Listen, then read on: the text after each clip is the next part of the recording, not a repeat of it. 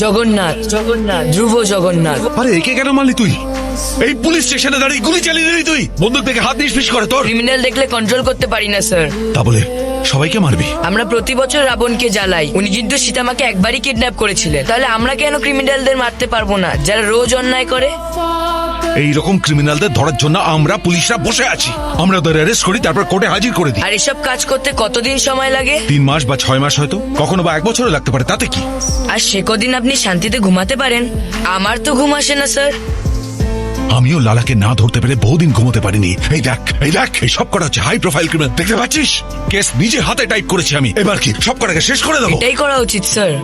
ধর্ম রক্ষতি রক্ষিতাহা। আমরা ধর্মকে রক্ষা করলে তবেই তো ধর্ম আমাদের রক্ষা করবে স্যার।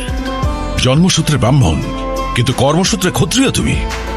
আমার মতন পুলিশ হবে তুমি? একদম না স্যার। কেন? আপনার মতো আমিও যদি গুলি খাই। জানেন আমার দাদু কি বলেন? দুনিয়াতে যতদিন বেঁচে আছো ভালো কাজ করা উচিত, কিন্তু নিজের প্রচার আশা করা উচিত না। মহাভারতে অর্জুনকে যুদ্ধ করার পরামর্শ দিয়েছিল শ্রীকৃষ্ণ। আর এই কলিযুগের মহাভারতের যুদ্ধে তুমি অর্জুনের অবতার হয়ে জন্মেছ। কোনো চিন্তা নেই, আজকের পরে আমরা শান্তির ঘুম ঘুমাবো। আর আজকের পরে এই শহরের মানুষও নিশ্চিন্তে ঘুমোতে পারবে।